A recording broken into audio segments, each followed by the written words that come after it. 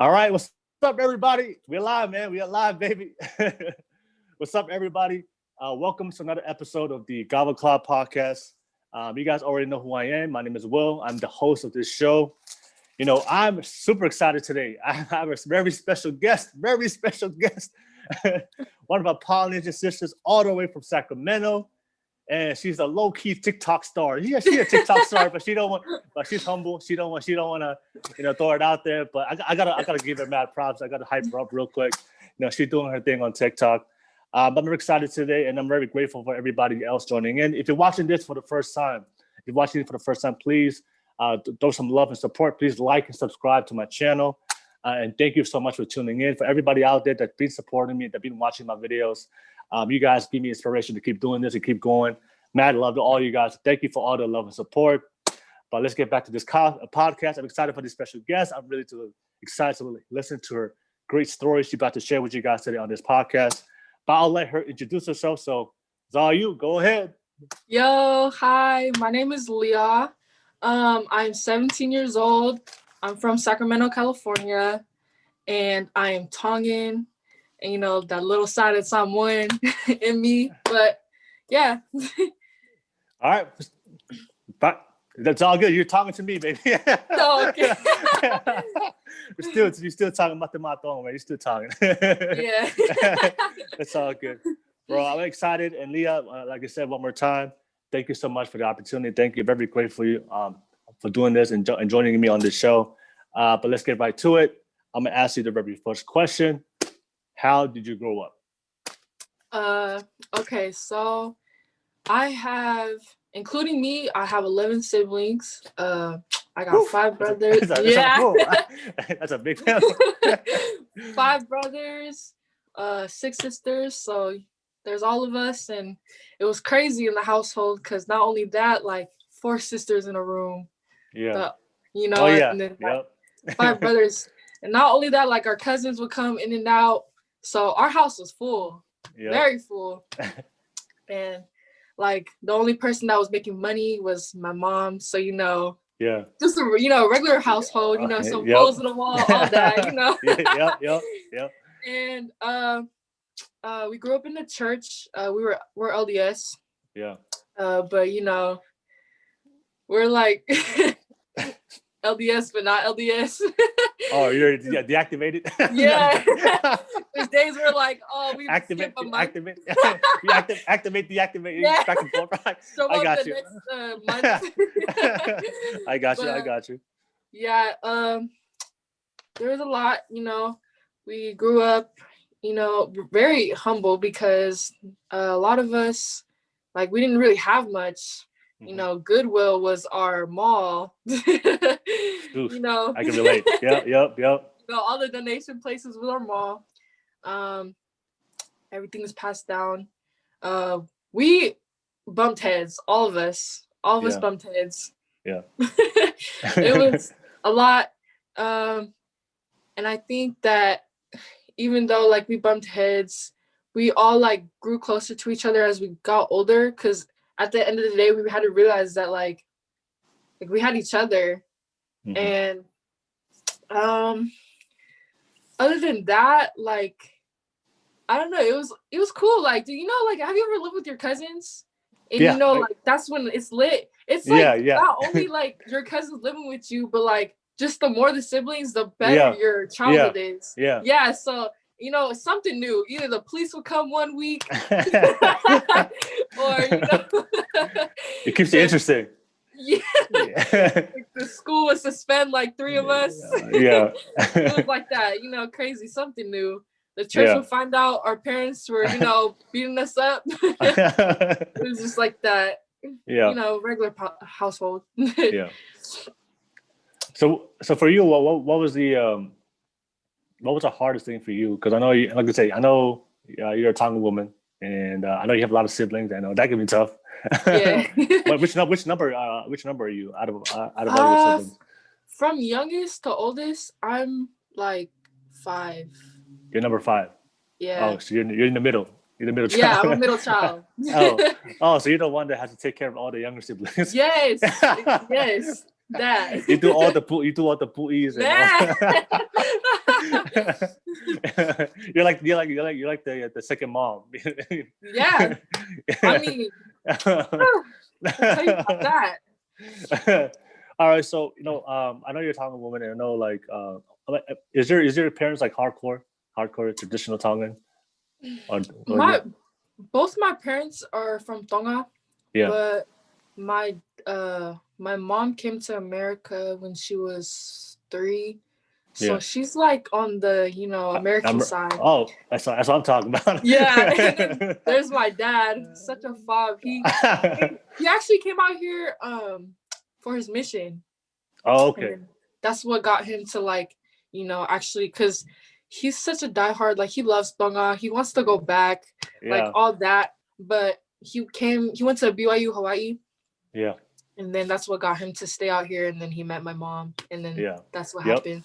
Okay. So I guess more of neutral, because even though my dad is so strict, he doesn't wear the pants in the house. Yep, it's always the ladies, always the mom. So she was always the one to neutralize it. So it's here and there. Yeah. Okay. All right. So I want to ask you, can you talk about how was it growing up as a Tongan, not only being the middle child and but as a Tongan woman, and of course I know. I think within our generation, I think the hardest thing is growing up Tongan, because we have the culture, but then we also have the American culture. Yeah. Because when we go home, there's a different culture at home, but then we go outside with our friends, there's a different culture outside. So that can be hard to navigate, and because I remember that growing up. So I just want to ask you your own experience, how was it for you growing up as a Tongan woman, and what are the challenges for you? And with girls your age, because I'm sure I know you say you're 17, so you're a teenager. So I'm sure you have a lot of friends that you're Tongan as well. And I'm just interested to hear the teenager perspective of what you guys go through as a Tongan, and what you got, the challenges that you guys go through, and especially in America, especially growing up here in this culture. Can you talk about that? So honestly, when I was little, I was so mute, and not only that, we used to be in a Tongan ward, at our church, and then we moved to a Palangi ward. Yeah. So not only that, that caused me to, not be close with a lot of polys, as I grew up. Yeah. But not that I can compare to now, because now that I'm a little known on TikTok, not Facebook. Okay, TikTok star. I know. TikTok. It got me to collab with more polys and get to know our culture more and understand it. Gotcha. But other than that, it was not it was more of a struggle, especially us being women. We get more responsibilities, and we're more dependent on, and not only that, having to always take care of the kids. There's no such thing as being a sibling. Those are your kids. You pass it down to you. You gotta watch them. Cleaning. It was more of a responsibility for us than the boys in general. Yeah. And I don't know. I didn't like that. I remember I would bump heads with my brothers a lot, because I would try to make them understand that man, you guys get it so easy. Can you help out a little bit? Yeah. But they're nah, we're gonna go play basketball. Just stuff like that. Yeah. And I just know that we would bump heads so much, to the point where I don't think my parents still understand that y'all not realize y'all a little too hard on us, and it was really difficult. And I wouldn't lie, even though I'm still young, I'm still at that point where I'm still dependent on and relied on. Yeah. And it was never to where I would consider myself as a kid when I was younger, because we relied on so much. I felt I was grown. I skipped my childhood to be grown. Yeah. I feel I think I talked to one of my friends, my good friends. I think she said I think Polynesian women, you guys mature faster than the men, because you guys have like, given all that responsibility. So you guys are already thinking like a mom, acting like a mom. And That's so true.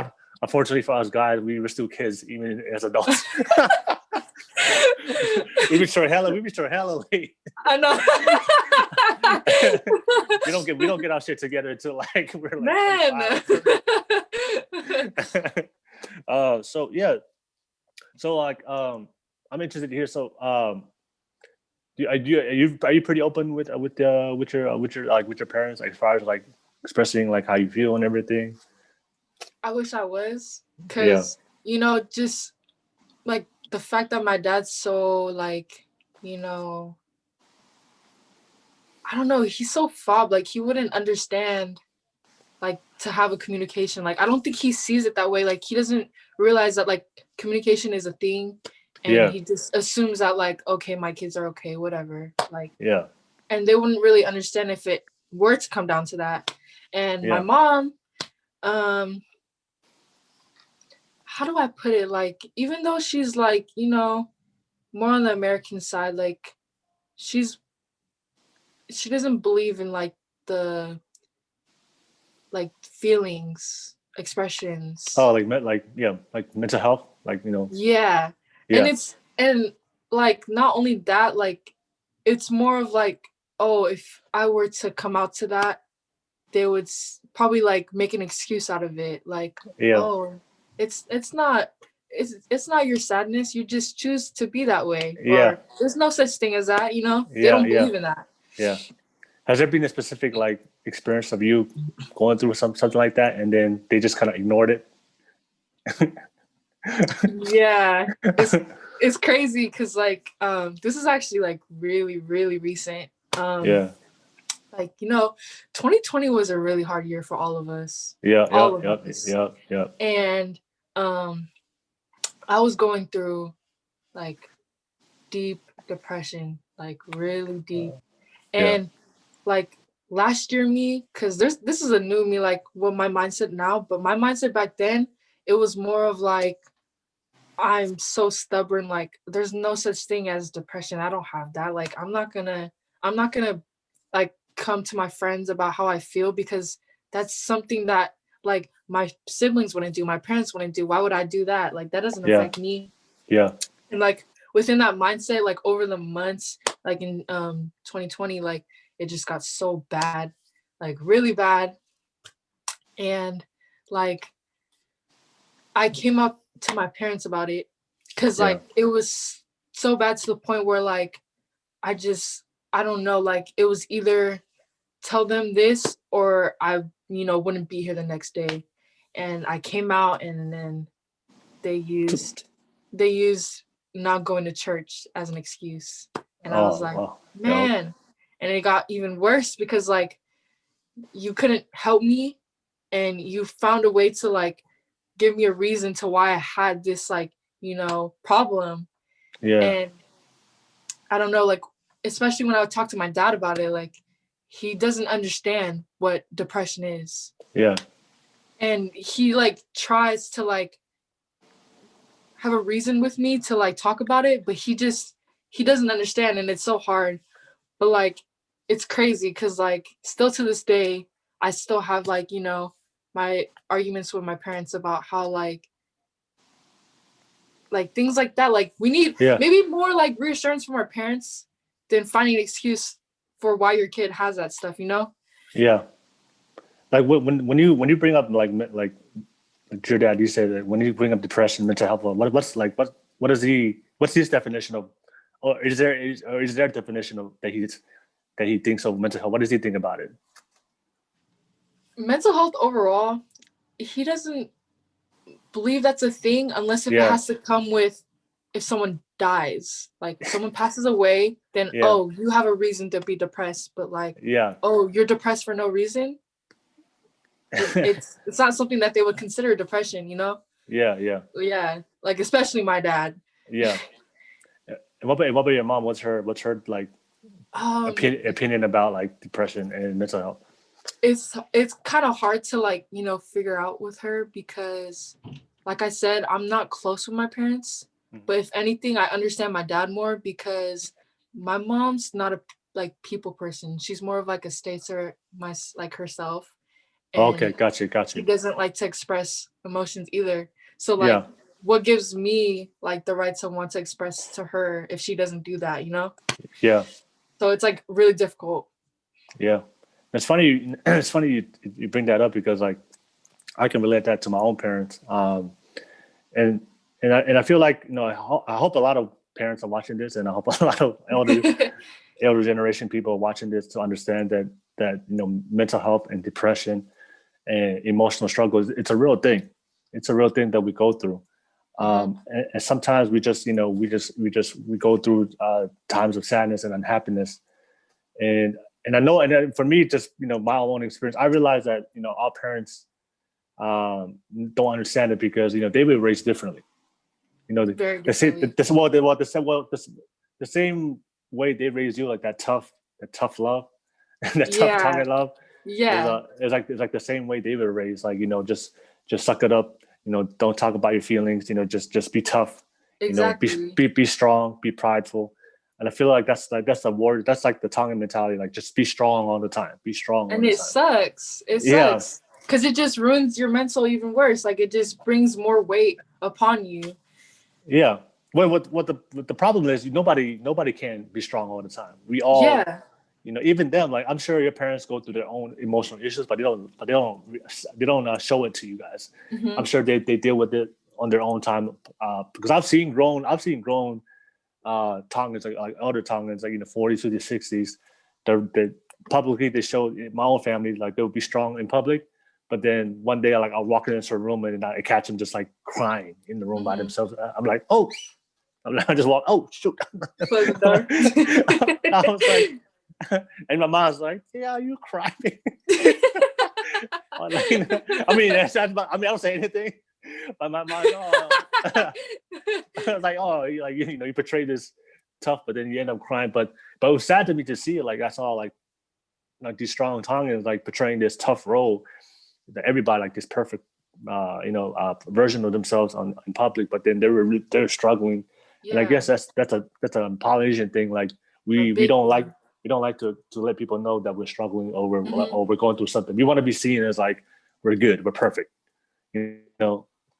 And so it's funny to hear that happens. I want to ask you is like, do you what are your siblings like? Do you guys communicate with each other, express to each other how you guys feel, or you guys all just stick to yourself? Like I said, like as we grew up, we've gotten closer because man, like I don't know, it was so bad. Like it was fights every day to the point where like as my older siblings got older, like they moved out, uh it was more of like no communication. Unless like the siblings living in the house, yeah, y'all are close, but everyone else, like we barely talked.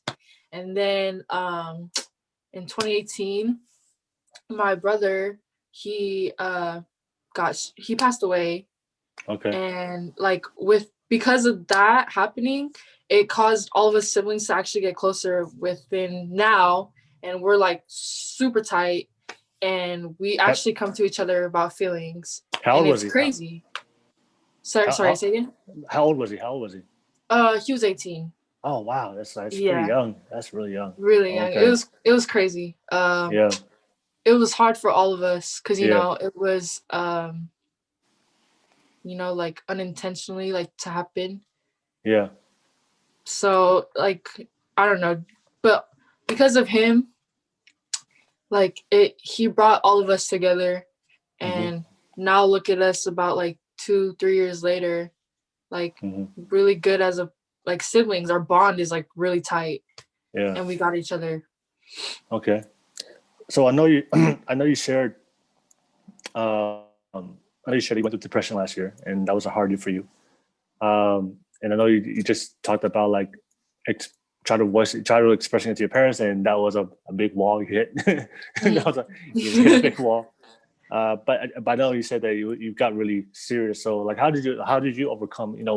Because that's the thing for me is like the reason I want to bring this up because that's why I'm a big advocate for emotional for mental health awareness in our community because I've just seen a lot of my Polynesian brothers and sisters that I know that struggle with mental health, and because they don't get that like you said, that understanding and support from home. A lot of times, they make some bad decisions for themselves, or either they hurt themselves or they go outside and do some crazy things because they just don't, they don't feel that support from home, and they need they need an outlet. They need something to release their bottled emotions. So, so that's why I really want to talk about this subject. But I know you said you went through your own depression. How did you deal with it? How did you deal with it, not knowing that you didn't get the understanding and support from your parents, emotional support from your parents? How will you be able to deal with it? How did you deal with it by yourself? When I had it, I only had I had no friends, and that wasn't really a problem for me. But because my symptoms were getting worse and stuff, I started building that because I don't have friends, I don't matter, none of my siblings knew, because my mindset was built off not sharing my emotions either. I didn't like to share my emotions, and when my close friend would always ask me about how are you feeling, I would push her away because I'm I'm good. Why do you have to ask me that? I would make it a way to start an argument with people who would want to check on my well-being. And it was hard because I would try everything to do it by myself. I wanted to do it by myself because I didn't want anyone's help, and I didn't want to call it depression because I didn't see it as depression until I would go to find over-the-counter antidepressants. I would do anything to make what I was going through go away, because I was so done and I was so deep into it that I was just gonna go. And it was crazy because at the end, when I was it was crazy because about 6 months in, my sister started coming around me more often. And she lives with her kids, she's married, but she started wanting to hang out with me more often, and I found it weird because what's going on, does it have to do with you? But she was always asking me how are you feeling, da da da. So we got into an argument to the point where she found out that I was actually going through this stuff. And when she found out, I just broke down, and I admitted to her everything that I was going through within the 6 months before. And because of that, it felt like such a huge relief, because knowing that I was by myself within those 6 months, I have someone now to let it all out and be there for me. And ever since that, she's been my person to check on me often. And because I was getting so much better at letting how I felt with my sister, I decided that I would talk to my other siblings. And it's crazy because about 4 of my siblings don't know what I'm doing, and this is me coming out to whoever's gonna watch this. But I still have a long way to go with my other siblings, but everyone else, I've just been making steps and coming out to them about what I was going through, because I just know that if I did the stupid stuff that I was doing last year, I wouldn't have been here today. And I just want them to know, because not only me, a lot of my siblings don't believe in mental health. So when I'm able to talk to them about it, I want them to understand that it's true. Your own sibling went through it, and they need to understand that within other people, because a lot of people go through this too. No, that's facts. And so your sister just felt just felt that vibe that she needed to come to you. The vibe, man. Exactly. It's crazy because sorry. No, go ahead. Yeah. Because she would just be like, what's wrong? And then, like I said, I would make an argument, and I'm like, nothing's wrong. Don't ask me that. I'm good. You don't need to do that. or she would just show up out of nowhere and force me to like do something with her, to the point where I ended up like just breaking down and telling her everything. And then it's more of like I just needed someone within those months to barge in the way she did to help me get better, because if it wasn't for her doing that, I probably would have still been going through that. Yeah. So thanks for sharing it, by the way. Yeah. Thanks for sharing it, by the way. And I'm so happy for you, honestly. I'm so happy for you that you found that, you found it, and I'm so happy. I'm glad you have that sister that recognized that within your own sibling. Because sometimes the siblings, we don't even recognize anything from each other. Yeah, I know. We're all living our own life, and like, I'm just thinking about my own upbringing. I don't think I ever like went to my siblings, hey, everything good? That never happened. That never happened to me. That never happened to my own siblings. You know, we do it now as we're older. Like now, we do checkups. But I just remember growing up, that never happened. All right. But you share something that's very, and I'm glad we were talking about this, because like, mental health is something that happens a lot more than people think. I believe everybody in the Tongan household is going through some type of mental health or depression, but like you said, nobody talks about it. And like you said, your siblings don't know a lot. I'm not aware of mental health because, usually that's, if our parents don't know about it, they'll teach us that same, that belief that, it doesn't exist, or we don't concern ourselves about our feelings. Life will just get better. But you said something that I want to talk about, something that if anybody's out there going through mental health problems or struggles and it's getting worse, I want you to do something that she was able to do, is find somebody to confide in. Find somebody that will support you, whether you can find it within your own circle, your own family, or your own sibling. That'd be nice. But if you can't find the circle, reach out, because, like you said, if you bottle it in and keep it inside, it just gets worse over time, right? And you said it absolutely. You said it like when you finally told your sister everything, you felt that relief, right? That relief, that all that pressure and that burden, emotional burden that you were going through, you just felt like it was off your shoulders. And right. And I feel like that's why I want to tell everybody out there, find that person to support you. If you can't find it within your circle, reach out to people, go online, go social media. There's people out there that are experts in mental health, or people out there that promote mental health.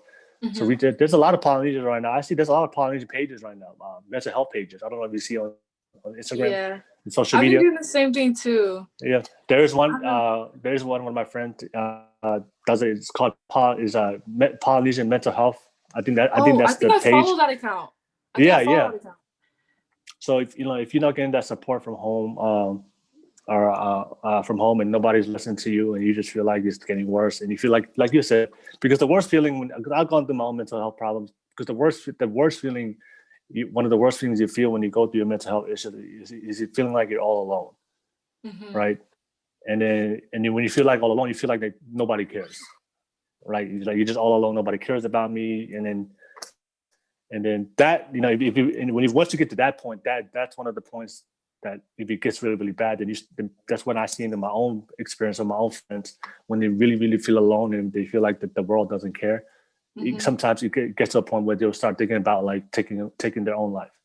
And I've seen that happen. And that's why I want to kind of just bring that up. So anybody out there that's going through issues, please find somebody to talk to let go. There's always somebody out there that's willing to confide in, that can support you. If you can't, check out that page, Polynesian Mental Health, or just send me a DM. Honestly, if you're going through something right now, send me a message on my Instagram or my page, and I'll make some time to talk to you.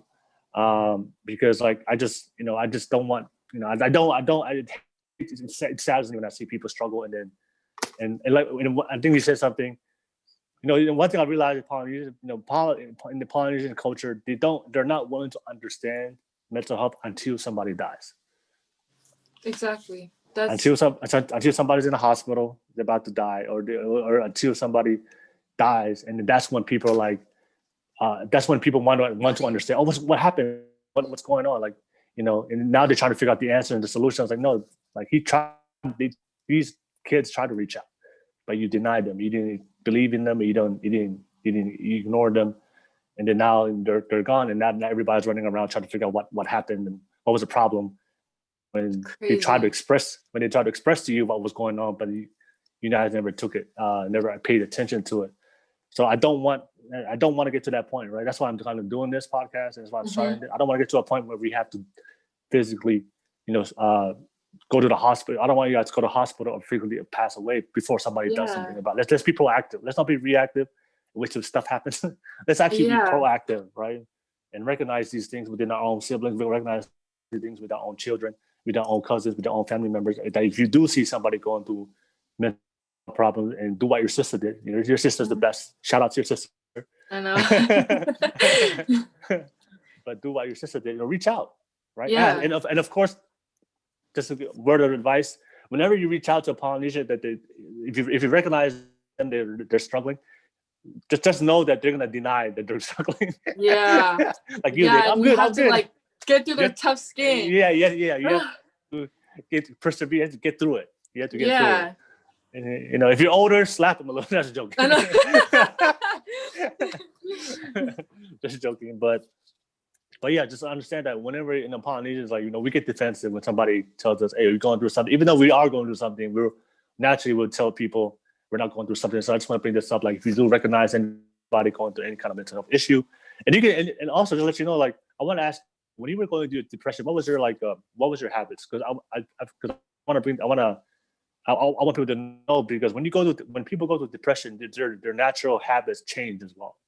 They could be, if they were living happy, they were good, but you can tell somebody's depressed because one of the things you do is you close yourself off. If you were always, that's very true. Yeah, so I want people to know the symptoms, so that way they can kind of so they can educate. Because I feel the reason why mental health is a problem in our community, because we educate people about it. And if people don't have the tools and the education about it, then it's really, really hard to create that understanding and help out those people. So I want to give the people the information right now based on your experience, so that way they can know more about it. So, but yeah, I know closing yourself off is one of the things people do with depression. They close themselves off from the world. But based on your own experience, what did you do when you started going through your depression? What were the things that you started doing that kind of changed? I'm happy you asked me that. Yeah. Cause like I played basketball. I loved playing basketball. I did that all the time. I had a lot of friends. I was a people person. Yeah. A lot of people love talking to me because, I just think polys in general, we're just so chill. Yeah. People just So, and not only that, I was really good in school. My average was a 3.8. I know. I wouldn't consider, a lot of people think polys are not there, but I'm there. I'm up there. I want to fuck a poly right you, man. Good job. Yeah, I was really smart in school. Even though I hated it, I would work so hard to get my grades up there, and just being a student athlete as well too. Yeah. And then you said about my habits, it was crazy because it made me so angry that when my mom would ask me why are you so isolated to yourself? Why is your grades why are you failing? Because I've never failed a class, Yeah, when she would ask me that, I would assume maybe she would find out that I'm depressed without me telling her that. Exactly. And every time I would tell her that I'm trying, she'd be like, "You're not trying. It's hard enough." Yeah. It's the TikTok. It's your phone. It's you watching and laying in bed all day. It's you skipping school. Do you not see the symptoms? I would ask myself that every day, and my grades went from 3.8, and my average it's crazy. It's so crazy because this is all just last year. But last year my average was a 1.0. It was really bad. I went down so bad, and I cut everyone off, and I literally only have one friend. Shout out to her, but it wasn't a problem to me. But I literally pushed everyone away. Man, like I quit basketball. Like I'm not playing anymore, and I kind of regret it. But it's too late, and I have my own mental to handle first before I want to get myself out there. And like it was just, I just went so down bad. Like just think about it now, like man, I really did that to myself. And now that I'm like, progressing and getting better, because I act like last year was so long ago, but it was just last month. Like I'm so low at the end of the stairs. I have a long way to get up, and I feel like I'm only at the second step, because this is me like coming out. And I like just recently I came out to my siblings, so this is all just new. This is really fresh. Yeah. and that's and I'm glad you brought that up, because I want people to know, like, to recognize these symptoms that happens within everybody in your family members. Because because when somebody's going through depression, they stop doing it, they close themselves off. So like you said, if you go from like, if you have a 3.8 GPA, and then all of a sudden you drop down to 1, that's like common sense to me. Like something's, you don't just go from 3.8 to a 1. Like, there's something going on. And so I feel like for me, like common sense would be the natural thing to do as a person, like, hey, everything good? Like, what's going on? Right. That's what was in my head. Like, I asked myself that, like, man, you don't see it? Yeah. Because like we all, like, people out there, like, as people, we have habits, we have habits, and we don't drop our habits for like, just for no reason. We don't, especially if we've been doing something for a long time. Like you say, you played sports, you've always been a good student, you have a high GPA. That's a habit that we do as human beings, as people. And once you have a habit, that it's something that we do naturally. But if somebody just stops doing what they used to be doing, then that's a sign that there's something's going on, and that's usually a symptom that they're going through some. If there are no physical problems physically, then naturally the problem is mental. So if there's nothing going on physically with you, then everything's good. Like, again, it's an accident, or nobody's beating you up at school, or but if nothing, everything is good, but you just see this person just deteriorating as far as like their accomplishments or their lifestyle, then it's clearly that the sign is mental health. And I'm glad you brought that up, so people can have an example experience, so people can see that, to start asking questions, right? And I know I know Polynesians is like, I know it's hard because like we have this expectation of living up to our parents' expectation to do everything right, do what we're told. Yeah. And I know, and one of the hardest things about Polynesian parents is like, if we don't meet their expectations or their criteria or what they ask us to do, their first response is criticize. Yeah. Right. Instead of trying to reach out and ask to understand them, they just judge you by what they see. And then they just assume, oh, you fail in school, oh, you're a failure. All right, you dropped out of basketball, oh, you're lazy, you're not working on it. Instead of asking, hey, is everything, like, what happened? Like, because everything we do in life, there's always a reason behind it. Especially if we just all of a sudden our life starts falling apart. Because nobody just starts falling apart on purpose. Yeah. Like, go ahead. No, you're right. Like, no one does that on purpose. Like, if I have a smart student all throughout, and then I'm gonna have all Fs, like, it's because I choose to. Like, that's how they see it. Like, oh, because she's choosing to do that. You're choosing. Yeah. Like, I don't know. And that's like, that's not logical. That doesn't make sense. Like, you're not purposely gonna choose to fail and make yourself look bad, or it's just something going on, and it's usually tied to mental health. Okay, so I know that's what about. I mean, for you, like, I know you talked about yourself, but is that something that you see within your own like friends within your own age group? Like do they go through? I know you don't have many friends, but they don't call me out like that. I'm just joking. That's a good thing. Hey, I'm the same. I don't have many friends either. But just want to ask you, so like, I'm interested to hear, like, is that something that you see within your own friends, with your own families? I want to ask you. Can I ask you that? I do see that a lot, cause like when I was going through it, like I felt the need, like what would make me better was I would post on my story like, quotes or like just mental health quotes, or just ask my followers how they're doing. And like what made me feel so better about like having to be here physically was when people would actually like text me personally and come to me about how they feel. And I just felt like I was doing something right by giving them ears, because like you said, like no one listens to us. And I just felt like me being that person to other people like did something in their lives. Yeah. And a lot of people like that I know of are going through it. And it's crazy because like even though I'm not close with them, I would literally text them just randomly, because knowing that like those random texts that I would get from my sister would make me want to stay alive like throughout the whole day.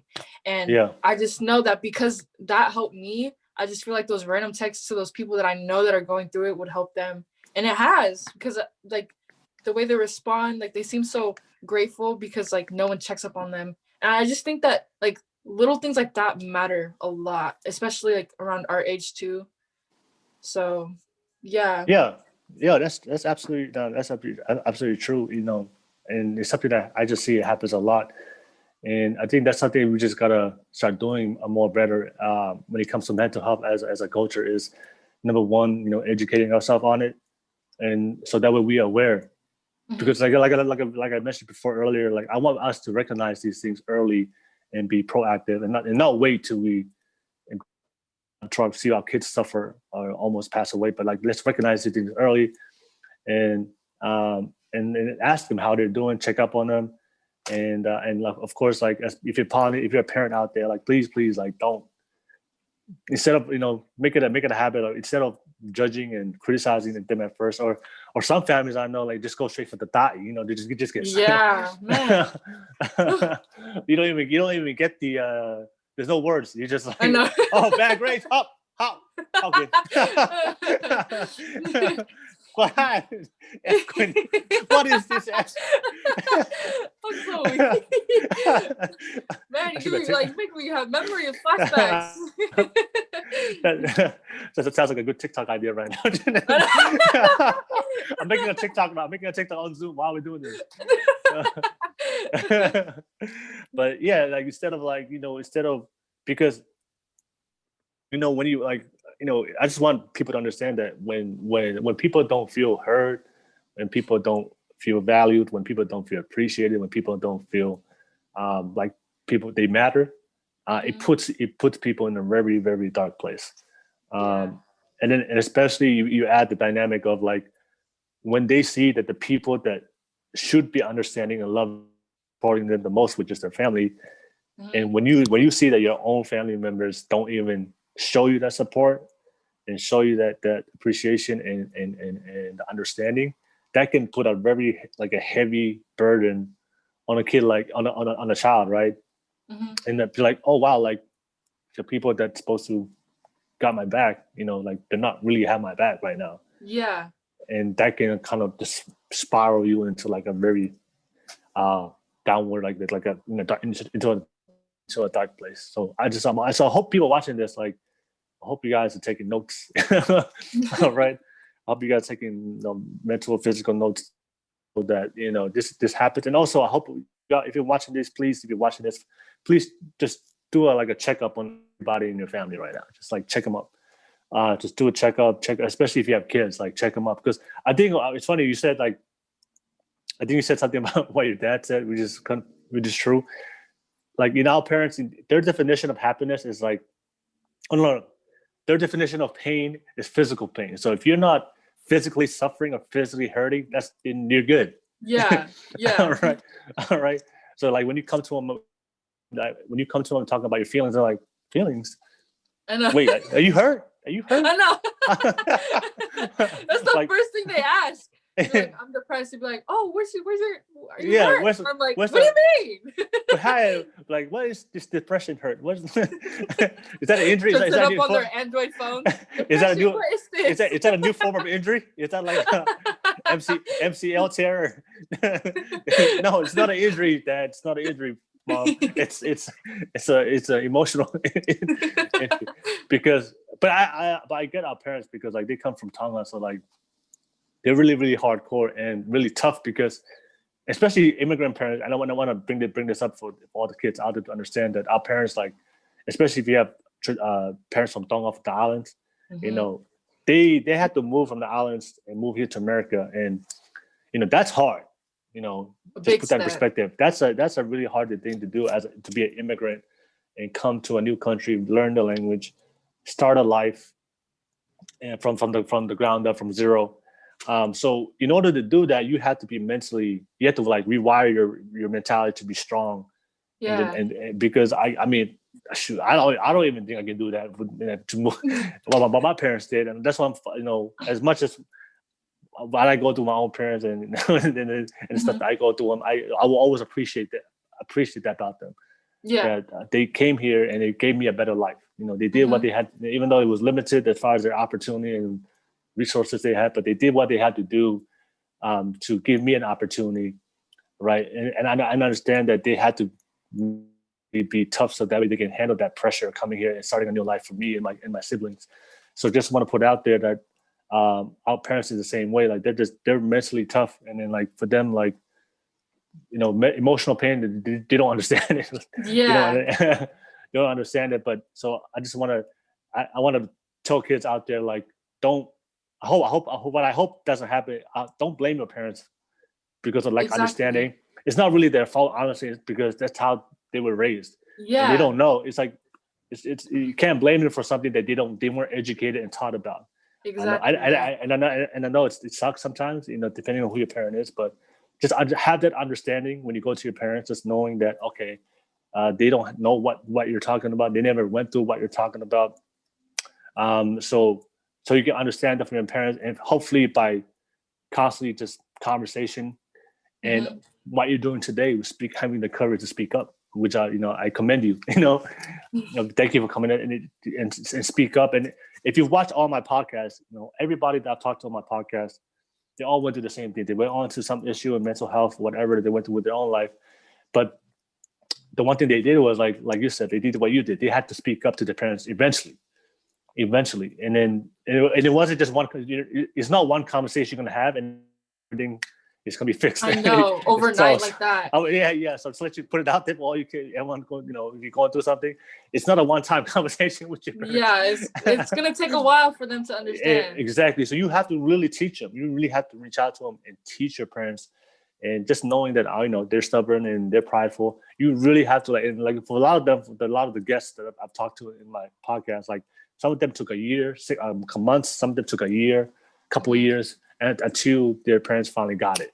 They're like, finally open it and realize that what they're going through is real. And that's when they were able, and that's when they were able to flourish now as a family, resume their relationship, because now their parents understand where they're coming from, and the kids understand where their parents are coming from. Yeah. And now there's some understanding, and then they're able to grow from that. So just want to put out there for everybody, we have to learn to understand each other. And then even though somebody may be closed off and our parents may be like a big wall, they would just feel like talking to a wall. But you have to understand that wall. Understand why that wall became a wall. Yeah. Like it was there before you were there, Yeah. All right. So I want to ask you about culturally. I want to ask you, I'm interested. I know you went through mental health problems, and I'm happy you're good. Anyway, let me ask you. Let me check in with you. Are you good? Are you good? Aloy. Are you good? Yeah, I'm good. I'm good. Everything good? Yes. Okay. I just want to throw it back at you, check up on you. All right. I hope everything is good. Thank you. Okay, Maloma. At first, I thought you weren't good because you didn't. I was like, when I sent you the link, I was like, he's not responding. But I'm glad you made it. Tongan time, Tongan time. All right, but just want to throw it out there. Everything's good. But I want to ask you culturally, I know you talked about mental health, but I want to ask you, as far as like culturally, like as a Tongan woman, how what are the challenges of the culture because there's a lot of cultural expectations they expect of you because you're Tongan, and you're not only Tongan but you're also a woman, right? I know. So I'm interested to hear your experience of like the things you go through and the challenges culturally that's expected out of you as a woman. And of course, we talked about a little bit before the podcast, gender roles. You mentioned that before. Mm-hmm. So, and can you talk about that experience? Culturally, like I said, I more of like understand Tongan rather than speak it. And it sucks because growing up, like I used to get made fun of and people would see me like, oh, you're whitewashed. But like, man, like what is like not speaking it have to do with being whitewashed, because even though like I knew that me not being able to speak it gave me more of a challenge to want to show that like, oh, but I know how to cook it. I know how to cook the food. I know how to, like prepare for the funerals and, all that. And I would try to show that I knew my culture, even if it didn't have to do with like speaking. Mm-hmm. And it sucks. Like, I wish I'll learn so eventually. But like, good.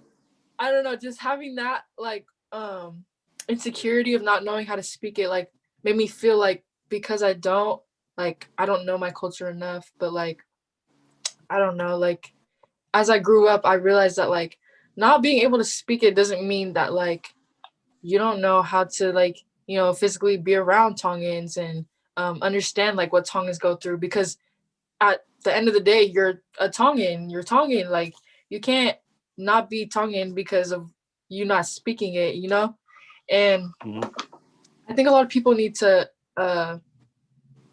not make that such a big topic, because it does like mess up a lot of people, and based off their judgment, and it kind of makes you feel like less than everybody else, right? Because you don't speak the language. Like right? they make it like it's a hierarchy. Like, and honestly, it's not even your fault. Like like you get taught, you get so, some kids I know, like their parents never taught them Tongan, so it's their fault. Like even though they would love to learn the language, but their parents never did. It is what it is, but doesn't stop you from being Tongan because you are Tongan. Exactly. Ethnically, you're Tongan, and we need to stop doing that. And like that's something I always disagreed with. Like instead of like putting each other down and pushing each other away, why don't we bond and come together? Yeah, we're all Tongan. We all come from different places. We're all born in different circumstances. Like some of us know the language. Some of us, because I know Tongans that know the language, that know the culture, but like they but they're not as prideful as it's usually the Tongans that don't grow up in the culture that really prideful. Tongans. Afrikaans and stuff. Yeah, because they want to know their culture because they didn't grow up in it, and that's a natural feeling. Like we want to know who we are as. But then I know a lot of Tongans that were born in the culture, but like like they're like they don't rep it. They're ashamed of it because they want to do something else for whatever they want to do. So like I feel like when it comes to like being Tongan, it's just pride. Honestly, like if you love who you are, rep the culture, it doesn't matter whether you know the language or the mission, So, but yeah, but what happened? So keep going. But like to add on to what you were saying, like I could use my mom as an example because it's so funny. Because like when people ask us what we are, she'll put herself like, because she speaks fluent, born in Tonga, all of that. But then when people ask her like, where you're from, she's like, oh, I'm American. I was born out here. And I'm like, man, I'm like, who are you? Who's this person? And then my dad in the corner, like, I'm like, Dad, that's your wife right there. Like, the dad's like, oh, that's No, but it just, I don't know, it kind of bothers me because like what are you so afraid to like about like what's so embarrassing? Is it like Yeah. is it embarrassing to them? Like people like that who don't like to rep it as much? Or what's wrong with having to say where you're from? Because I feel like a lot of people like that like find it like embarrassing to like, oh, I don't want to say I'm not born in America. Like, because I know a lot of I people guess my age like that too. I guess it's just I think it's a society, it's a cultural thing. Like, there's a negative judgment or perception or like tied to like being an immigrant, right? Mhm.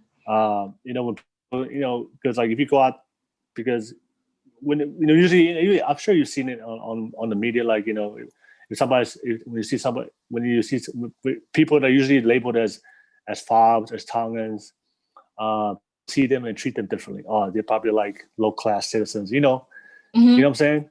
Yeah, I don't I know what you're do talking you feel about. like, There's a yeah? So like, lot of people do yeah, because that. this happens give an example. This happens with their own community where as Tongans would judge other Tongans. Like we see somebody come from the island, oh, he's a fob, he's a low class. Judgment I'm is such like, a big thing. Like, all right, ugh. right, like if you come from the island fresh off the boat, you're like you're a fob.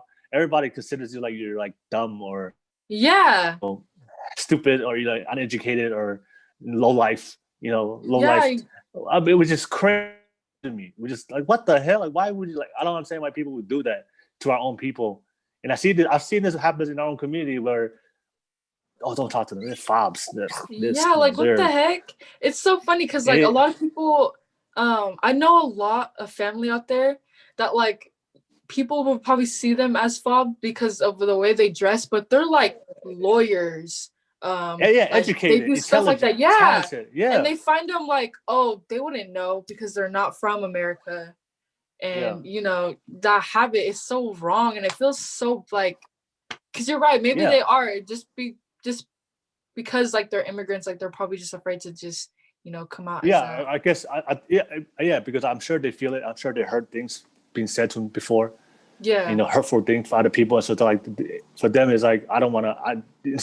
They rather just disguise. They don't want to hear those hurtful things. So they rather just say, I'm from America. Yeah. Um, so I think that's why, because like I mean that's my experience of why maybe somebody might not rep their culture, because I know in our society we can be really mean to people that's not from America. Um, Mm-hmm. and not only within the American culture, but within our own culture ourselves, like doing it to other Tongans, which is I know. Not even just like judging like those who are fobs and stuff like, oh, like if a wedding isn't how people like it, then they go yeah, judge it and they're like, oh, because they're not rich enough to like yeah, have a grander one. Or like, yeah, like I know a lot of Tongans that do that. Or like if like just parties overall, like if something doesn't seem like right to them, they meet seem to their make it. expectation.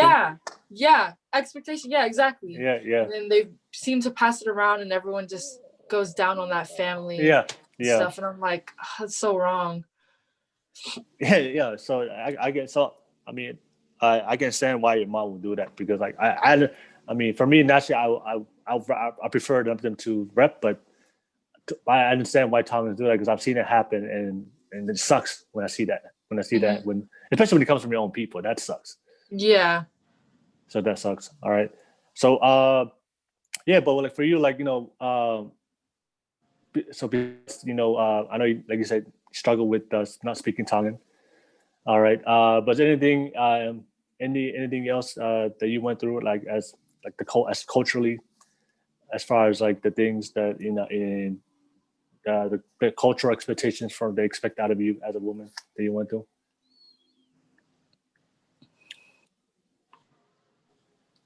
I can't really think at the moment, but like I just know there's more that I could speak on, but um Let me rephrase that question. So, is there anything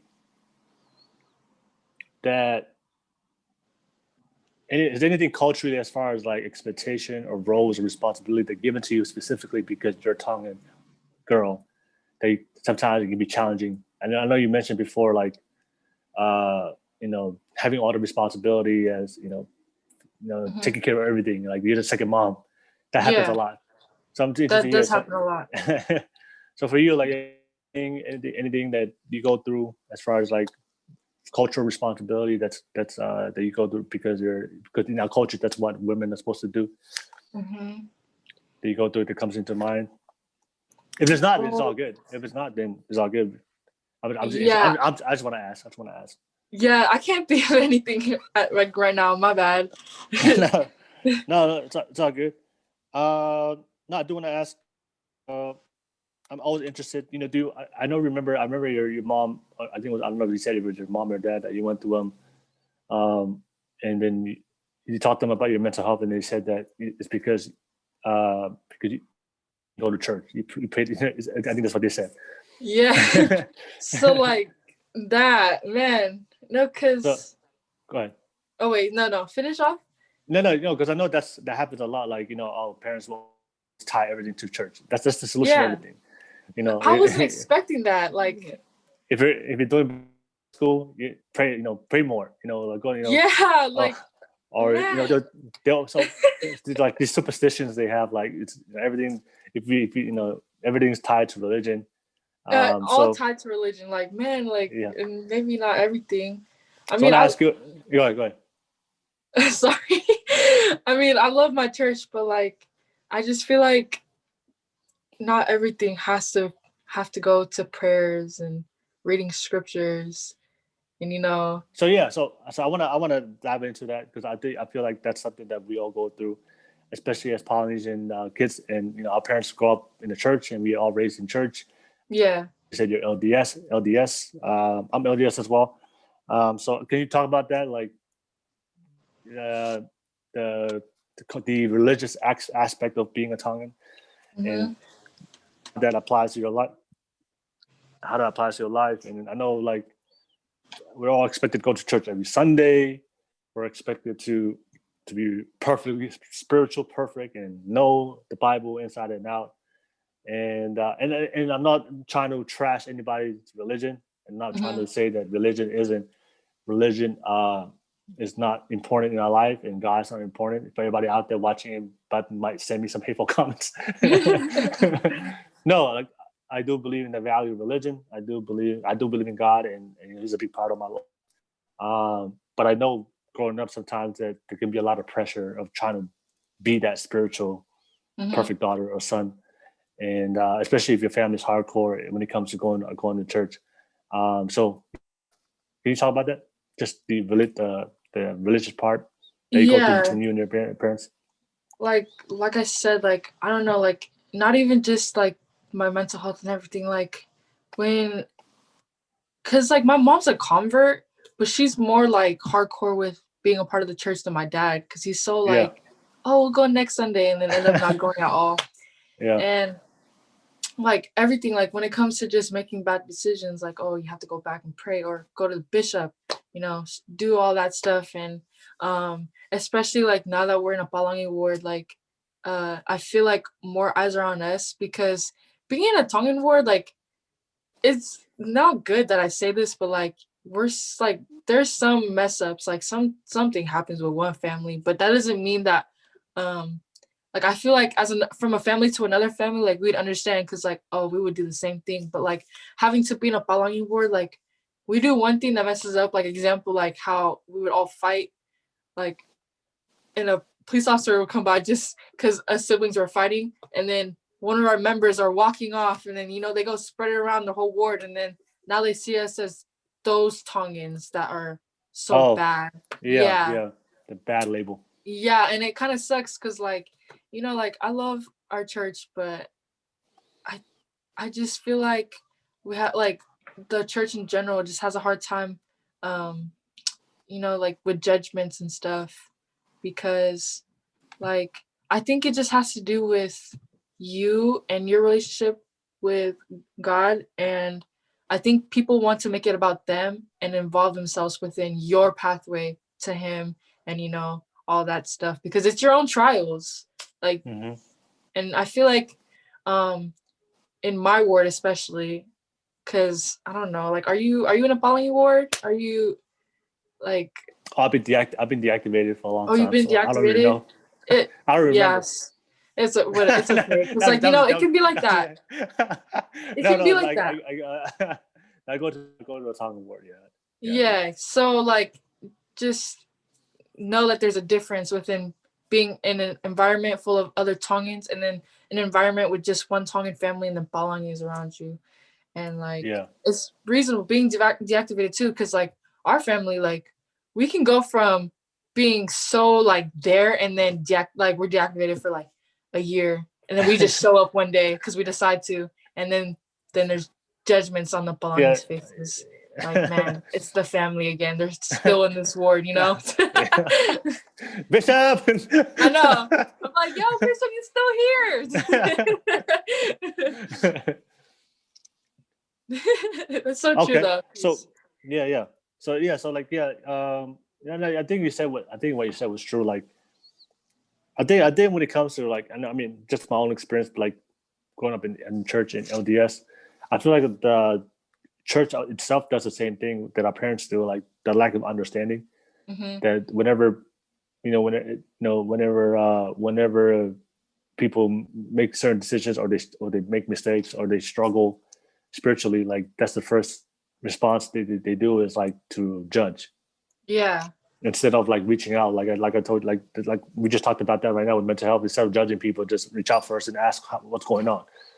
And I feel like church does the same thing. Like, when they see families or people within their own church like that don't, going through their own struggles in their life, like that's the first thing they do is they're like, look at that family, look at that person, and then they'll just judge everybody instead of actually.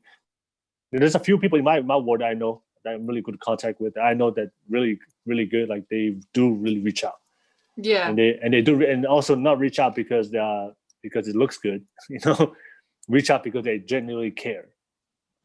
Because sometimes people would just reach out just to like, just to reach out, just like I'm just gonna reach out just to fulfill my calling, my responsibility, but they don't make really them feel better. Yeah, but they're not really like, there's no sincerity behind it. They're just doing it because they have to do it.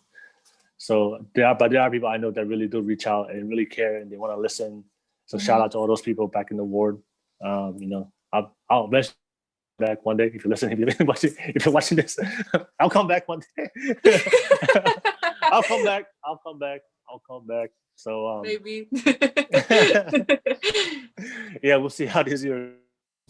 But that's really really, really big that I see. And and of course when it comes to, I like what you said, like relationship with God, that's something that I believe in, that my spiritual relationship with God is like, it's my business, and no one else's.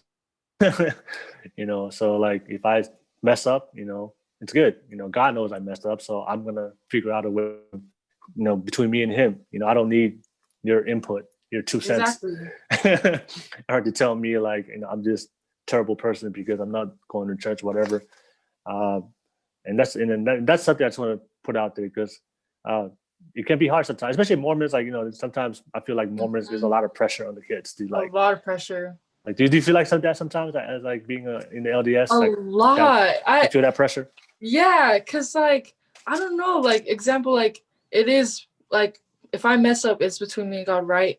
But then, something happens and you have to go to the bishop. Like, what does the bishop, like, no hate towards, just being a part of that, like, presidency and stuff. But I just feel like it's something that we have to go through on our own. And I don't judge people who who do go to bishop. Yeah, because, and not only that, like, and like, I don't judge people who barely show up to church too, because a lot of people could barely come to church but be so like into loving God, and because like I just know, like, it's so funny because like I could be this one person, but if something were to come to topic about God and like the scriptures and stuff, I'm there. And it's like shocking to people because they're so used to seeing that other side of me, but I'm like, I know my knowledge, like this is my knowledge and everything. And like, I don't know, it's just it's hard, like being LDS, like, because I don't know, like I just feel like there is pressure and there's eyes on you everywhere. Like you just a lot of people have to like see us like we have to be perfect. Yeah. Like, oh, like they'll see us drink green tea and then they're like, oh, but you're Mormon. Like, okay, you want a cookie or something? Like, yeah. No, that's absolutely true. Like, there's a lot of, I'm a Mormon, and I hope people don't say turns this to like we're anti-Mormon. No, I'm cool with Mormon, and I love the church. But I just feel like it's the culture sometimes is toxic sometimes. Like the pressure, because I have a lot of friends who are Mormon that like they just feel so much pressure. The pressure like to be perfect and they grow up in their families in the presidency or something and they just feel all this pressure to be perfect. They can't live like a normal life and just go outside and have fun and go to parties. And do normal teenager and adult things. That's normal. And I've seen that a lot happens. And also, like I said, like if you when you reach out to people that you need to talk to, especially when it comes to church attendance, I feel like that my love for God is not defined by how many times like go to church. Yeah. And a lot of times people use that, they define your love for God based on your attendance, right? Yeah. Oh, just because I don't show up to church or they don't show up to church as often does not mean care. I know a lot of people that don't come to church, but they're the most they love their relationship with God their spiritual and mind, and they love their love for God is absolutely is there more than the people that go to church every Sunday. So, like you say, it's each its own relationship, but I feel like that. I guess like the culture, the church is good, the teachings are there, but just like I feel like the culture of like pressuring and judgment and criticizing, that can be tough for a lot of people. And I know that's why a lot of people don't come too. I know that's why a lot of people don't come. Yeah, that's so true. Because they don't want to feel that judgment. Like, do you ever know anybody like just don't come because they don't want to deal with the judgment and criticism? For example, like I think, like missionaries, like there's good ones, but like in the way I see it, like missionaries are supposed to go out there to like bring people upon the gospel, and share and have people want to feel like they belong there. But it's funny because like my brother's girlfriend, she's so interested in our church, but I think it just all messed up because like when the missionaries were teaching her, it led to rather than teaching her, more than getting her ready for her baptism. Like, like it's like forced and pressured into her that she just didn't like coming to church, and like because she would come all the time, and then when she started learning about it, it was more of like, okay, so when do you want your baptism date, or when are you gonna be a part of the church? And I think she felt more pressured into being into the church instead of her like mentally wanting to be there. Yeah. So that way, so like it was, I think what you're trying to say, like she wanted to like naturally convert instead of being. But I feel like that's the better way, because a lot of LDS folks, like they find the need to pressure people into, like example, like Wednesday activities or like just activities that don't involve church and it involves like just family time and like the word coming together. Like I feel like those help people like, want to be interested. And so instead of like, forcing them the scriptures, handing them the scriptures and like, oh, okay, you gotta, be a part of this. Cause I know a lot of people that like, just like, don't want to come. Yeah. We have that Mormons. We have that rep to be kind of too pressury. Yeah. All right. And like you said, you're Mormon. Like I don't want to make this seem like we're anti-Mormon and like we just. I know. Like no, like I'm Mormon. I'm cool with all the more. I'm cool with the religion and everything. But we're just talking about the culture. Sometimes the culture of like of the Mormons. Like sometimes people pressure. The pressure they put on kids. Also, like you said, I've seen that too, where they sometimes when missionaries sometimes teach there are a lot of good. We're not saying it's all missionaries. Yeah, there are good. There's a lot of good missionaries. There are good missionaries. They teach. They know how to teach, and they could do good lessons. But I have heard stories from former missionaries about like that's all like their focus was just baptisms. Like that's all they like. They're counting. Okay, how many baptisms I did this week, or it's some kind of like competition or something. So that takes away the focus and sincerity to the person that's trying to convert. Yeah, they care more about like their goals. Yeah, they're built like what they needed to accomplish instead of what they both needed to. Yeah, but not put like more focus on the other on the person that's trying to learn about the church and give her time to learn on their own time, but they care about like their time. So so we're just sharing experiences for everybody out there. Don't throw us out. If you're Mormons out there, don't. We love y'all. We love you. We love you guys. We are a part of y'all. and I know, and also that y'all know what we're saying is true. This happens. So, but we're just sharing our experiences. But so I do want to get into. I know it's something that I know we talked about before the podcast. I know you speak on it. Gender equality between what's expected out of women and what's expected out of men in the Tongan culture. So I know you wanted to talk about it a little bit, and so I want to ask you, your experience and your thoughts about that. It's so hard because like not even just Tongan households, like just Polynesians in general. Like I just feel like our parents don't realize like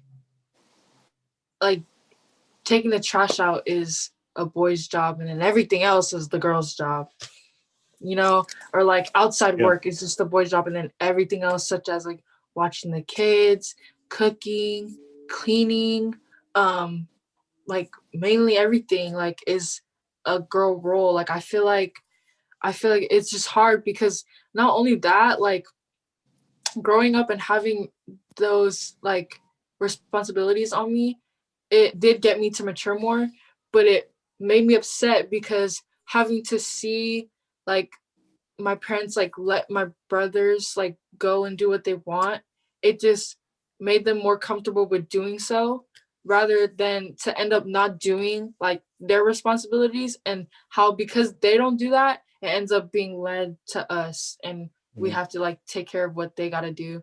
And I just wish like there was something different and I wish like my parents understood that, because like I did try to bring that topic up like about how like, man, like do you not realize like maybe you should give us a break, like maybe the boys should like take this, and but they would see it as like, no, they got you're spoiled.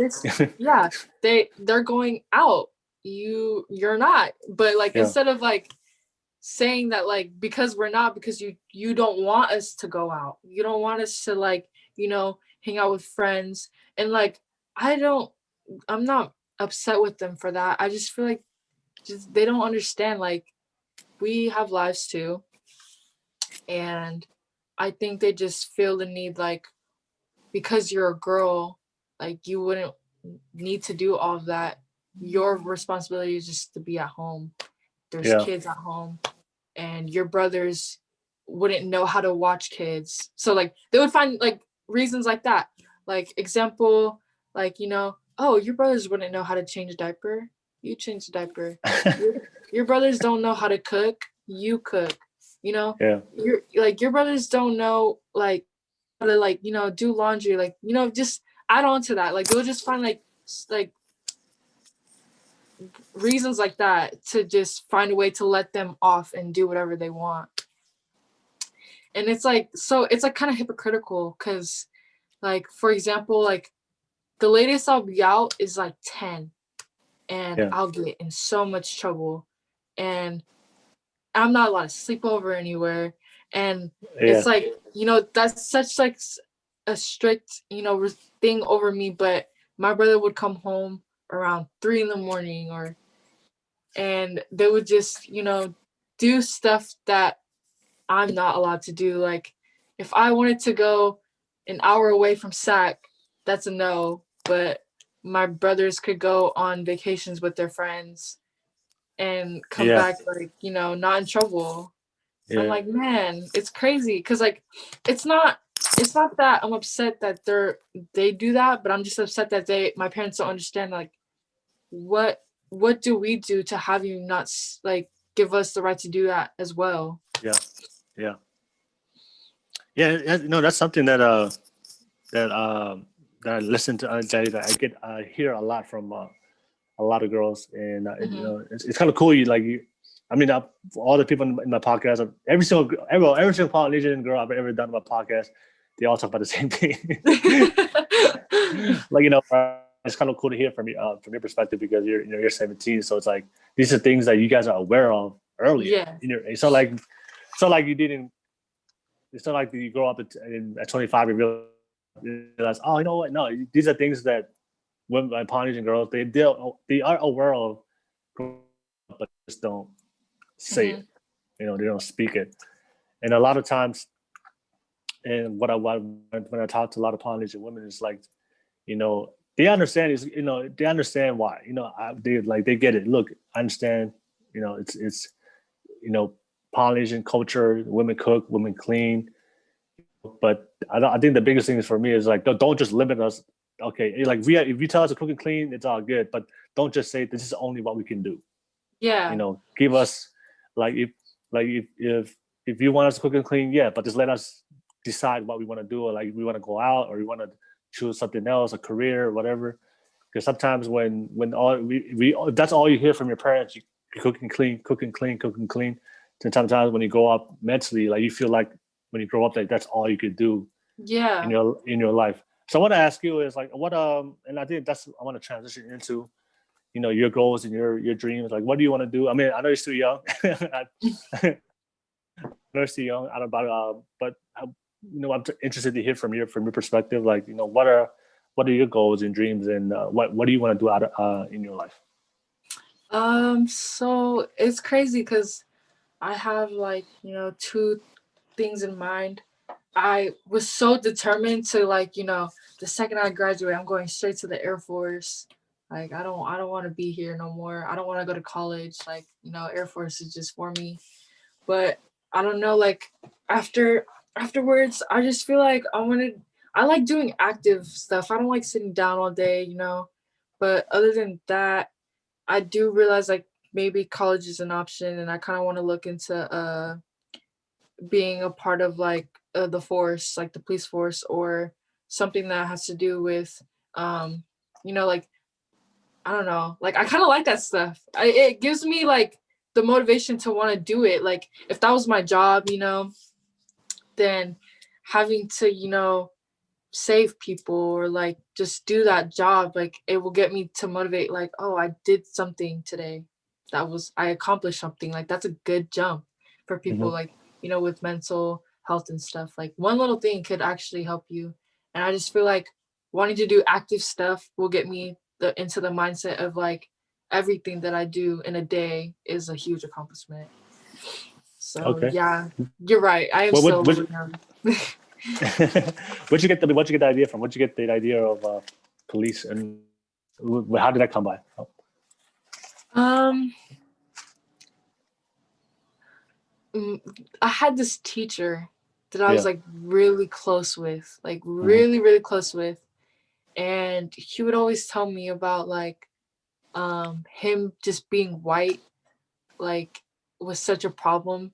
Like because he was in the army and he was an officer, and they would just, like what's going on right now, that topic about, like race and stuff. But back then, like it was just towards him, like, oh, like you got nothing, you're white, like what do you have to do, like you're probably just gonna do like horrible things, like examples like that. And I just remember how he would tell me, like, instead of having that mindset of how everyone saw him, he would do little things to the community. Like he would, do more than what other, like, officers would do as a white man and stuff. And I just remember like him teaching me, like telling me those stories about how he would help the community, like gave me inspiration to like either want to be a part of the Air Force or just the army in general, or something that um has to do with helping. And I know like just being police officer is like not like helping in some ways, like because there's a lot of ways like jobs are helpful, but like No, being a police just officer absolutely like is that. is a good Yeah, job. You help. yeah, uh-huh. And if you go and right now it's one of the toughest jobs because of the culture when it comes to Yeah, when it comes to cops. So like right now, it's like every police officer I can. That's a hard job to do. People kind of downplay like it's easy. Oh, just a cop. Like, yo, you don't yeah, know what cops go through on a daily basis. and So the progress and everything. yeah, yeah. All right, so you wanna okay? You're gonna be a police officer at SAC? Man, I don't know. I told my family about that. They were like, "No, go Go to a somewhere nicer, else." go to a nicer, go to the They bay, said, go to "Go to Utah." I was like, "Man." yeah, go be a police officer in Utah, like a nice little quiet neighborhood or something. I know. For sure, for sure. I do want to talk about like you being on TikTok. So I think I'm interested. I think that's kind of fun to hear. Everybody out there, follow her on TikTok. I'll make sure I'll have her TikTok name in the bottom so you guys can try to follow her, show some support. But she is, she's a low key TikTok famous on TikTok. That's actually Lucky, how lucky. that's actually how I ran into your page. I saw you saw one of your TikToks. I was let me hit her up, and I clicked on the Instagram button and hit you up.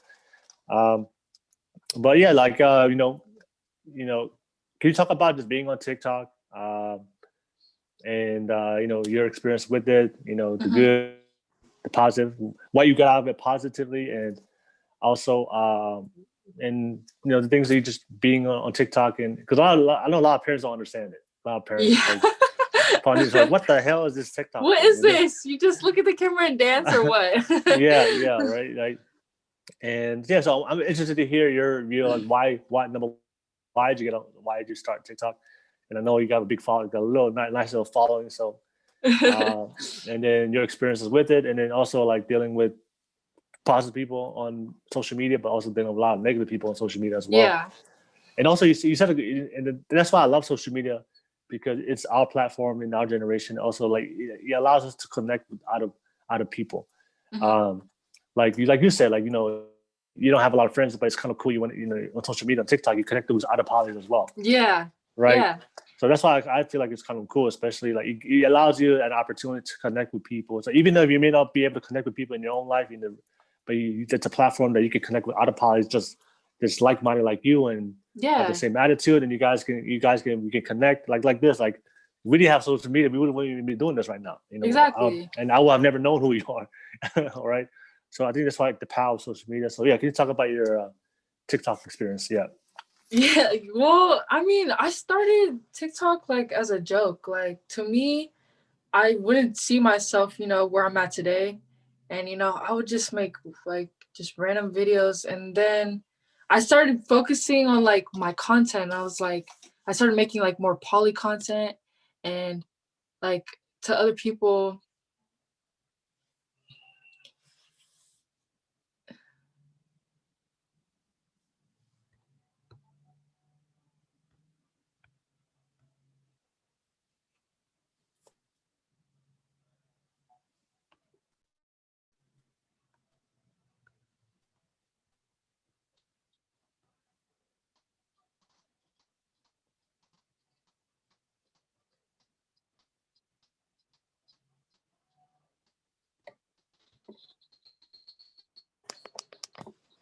Hello?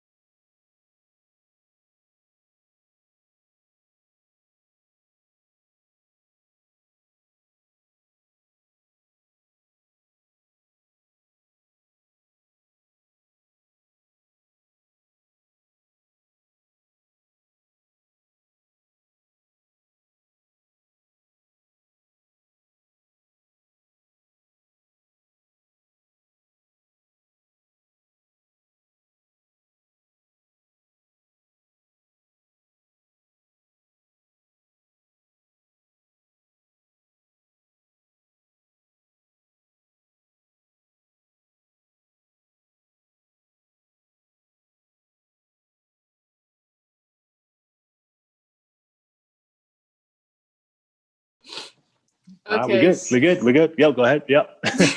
Take two. I know. What was I saying? Yes. Oh, yeah. So you talk about how you first started on TikTok. Yeah. Oh, okay. So yeah, I started off like, and then I decided that like my poly content was getting views, and I was like, man, okay, let me just start making more. And like the more I did, like I just got, that's how I got famous, and like just having to make relatable content and funny videos and stuff. Mm-hmm. And not only that, like it did bring me closer to our culture, because I make more poly friends. I have a lot in the Bay Area. Like we always hang out, and not only like because of TikTok, like we're actually like good friends. Like, and it brought me it brought me new friends, and more of a platform. And it's hard sometimes because like I feel like people see you as like this famous person to the point where like messing up isn't like, you know, for famous people. Like you have to like and it's hard. Yeah, and it's hard to like it's hard to keep that up with like someone's views of you, because like everyone's human, and like it's like more of like you have to keep your private life out of your public life, you know? But yeah, like TikTok did get me there, and it's crazy because since I'm only like 17, and then there's a lot of people out there, and then there's, you know, like I don't know, like it's crazy because it just all started as a joke, just to see where I got. And I do love having a platform, because now that I'm able to like connect with a lot of people about stuff, I feel like more people will be able to hear it, especially coming out of my mouth, as they see me as this known person. And a lot of people like text me saying how they look up to me and stuff, and that like means a lot. So I'm like, I'm like really grateful to like that's nice. That's nice. Yeah. To even have a platform, because I feel like people who are able to, you know, get to know other people and like just be relatable with other people deserve to have a platform. And I'm glad that I'm able to be that one of those people. So yeah. Okay. Yeah, like you said, that's a great thing about. That's why I love social media. Like, you know, it gives you a platform, and you can connect with people, and you know, you can voice. You know, it gives you a way to voice your thoughts and your voice. And that's what I love about social media. And so also I want to ask you, what are the toughest things about social media? I know you mentioned about people have this perception of you of on social media, so they expect that's the person you are all the time in real life. That's a big thing, because I don't know, they see me like that person, but like I said, like I could be mentally drained. Yeah. Like, and people wouldn't know it, and they would, it's hard to be another picture when it comes to having like a platform like that. And I don't, like that's a really big thing. Like just having to, you know, keep that private life of yours. And it's hard because sometimes a lot of people build their platform based off their private lives.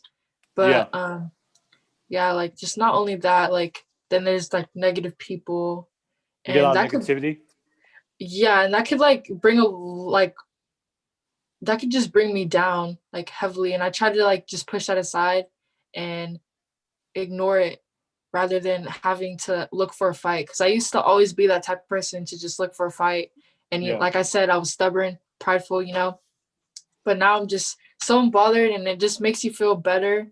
And I try to be that, because not only am I known to like my friends and family, but a lot of people know me like in Utah, you know, Arizona, New Zealand, and Australia and stuff. Like you just have to show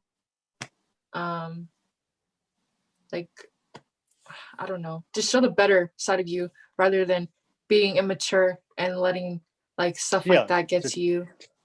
Just be a bigger person, honestly. Yeah. And then being a bigger person overall.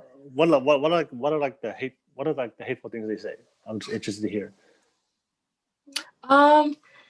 It's just okay. Like my videos are usually just funny videos, but sometimes like I'd post about one video I posted. It was like about mental health, and there was a lot of debate. There's either a lot of people agreeing and like telling me their stories in the comments, or others were like, well, maybe if you should do this, or like there's no such thing as that, just what we talked about this whole time. Yeah. And it's crazy because that caused like a lot to argue about. And I don't know, like that was a really big thing because usually like I don't really make serious videos like that, but I don't know. I think I was going through a tough time to where I just wanted to help others, and I made that video, and that's what caused a big debate in my comments. Yeah. Okay. And what do you call it? Is what do you when it comes to social media? Do you ever meet people like that on real life that they see you in real life and they recognize you from like TikTok? Hey, that's the TikTok. Or that happened to you? Yeah, like twice. I was in Hawaii a while back, Yeah. and it was so funny because I was just walking, and then this one girl, she's like, "You look so familiar." I was like, "Oh, I don't live around here." She's like, "Are you on TikTok?" And I was like, oh, "Yeah." It's just funny because like I don't know, I feel like people who are known, because I wouldn't say I'm famous, but like people who are known like don't see it to where people would recognize you. So I understand when like it's just weird, like when people were like, "Oh my gosh, you're from TikTok," but I'm like, I'm just Leah. Like I go by Leah, I'm cool. So that happened in Hawaii. What was the other one? That happened in Hawaii, and the other one was. Oh my gosh. Okay. No. I'm trying to remember, because I don't know if it was either. Because that was really like weird. Because I was walking on Waikiki, and then a random girl just went up to me and she was like, "You look familiar." I was like, "I don't know you." I was like, "I don't know who you are." It's like how did you spot me? He's like, how did you spot me? Yeah. And then okay. I was in Utah, and I was meeting my dad's side, and it was crazy because I've never been close with these cousins, but it was so funny because like they were so nice, and they were just trying to get all my socials so we could like stay in contact since I live out here in Cali. And it's just so funny because like as they're like lurking through all my socials and stuff, they're like, "Why do you look so familiar?" Like, "Oh my gosh, like I feel like I've seen you before. Like, are you sure you haven't hung out with us like a long time ago?"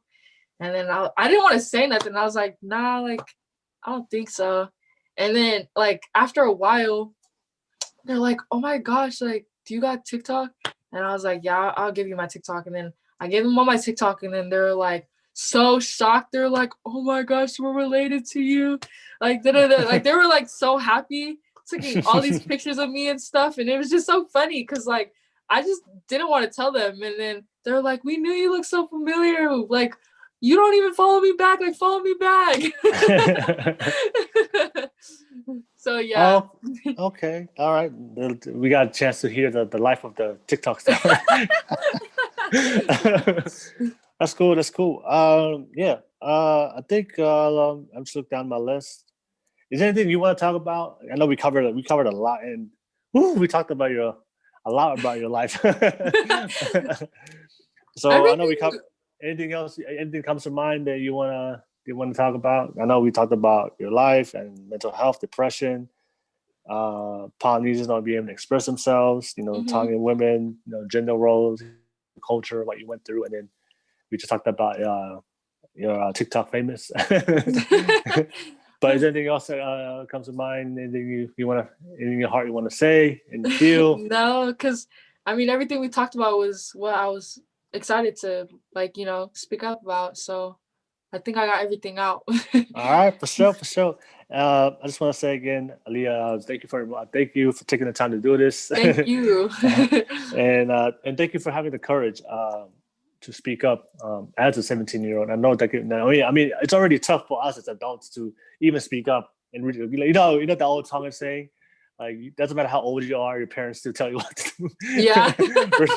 we're still parents, our parents still dictate our life. Like that's just the Polynesian thing. Like your mom and your parents will always be will always, you know, still discipline you even when you're older. Moved out and everything. Yeah. So I'm thank you for the courage to speak up and share your story. I know that can be very difficult, you know, but you know, you having the courage, and I know a lot of things we talked about was real. I know a lot of people that are watching, especially a lot of Polynesian women and Tongan women watching this. They're the same age as you or younger, that they're all going through the same thing. So, and I know it's a lot of people think it's easy just to speak out your mind and share your story, but it takes a lot of courage to do that. So, you know, mad respect to you. Thank you for doing it. I guess what I always tell everybody at the end of the podcast is like, can you just share some final thoughts, some final words, some young words of wisdom from your life, and then just, you know, share something, some positive message at the end, and we'll end off the podcast with that. So if you just share some final thoughts and some positive thoughts for everybody. Overall, I hope everyone just understands that, like, you know, mental health matters. Like, I don't know, like, that's such a huge thing to me, and it matters a lot to me because I just love being the person to listen. And I hope, like, you guys can find your own people, and, you know, feelings do exist. Communication is a big thing. And yeah, like, I don't know, that was just one thing I wanted to point out, is that, like, everything matters, your life matters. You know, and I just thought of this right now, so I'm gonna ask you. So I know you're sharing final thoughts right now. I want you to speak to all the elder polys right now. So speak some words of wisdom from your side perspective. Hey, please, can you talk to them right now? Just some final thoughts. Hey guys, this is what us, you know, teenagers. So right now you're talking. I want you to speak to all the elder Polynesians that are listening, and share to them some final words of wisdom, what they need to do to better understand our generation. I really hope that you guys are able to not find everything so taboo. I know that, like, you guys were raised within the mindset of having to keep things to yourself, like your feelings and expressions and everything. But I feel like there is time, and there's no such thing as changing. Like, there's no such thing as being late into change, and being able to progress into having communication with your kids.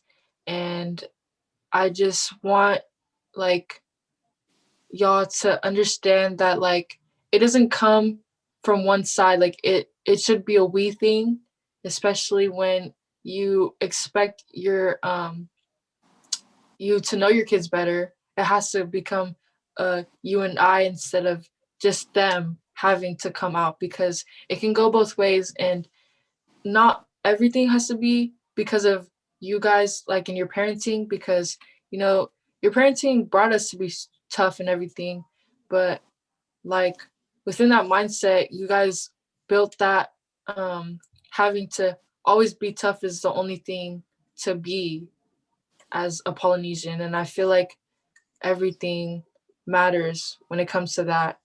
So hopefully, like, that progress of having to build relationships and communication is the key. All right. Malo, thank you for thank you for the sermon. Well, thank you for the words of advice, and thank you for your final thoughts. But yeah, for everybody out there, thanks for watching. Appreciate all you guys. I'm gonna go ahead and stop the recording, and I'm gonna talk to you right after. Okay. Okay. Give me one second.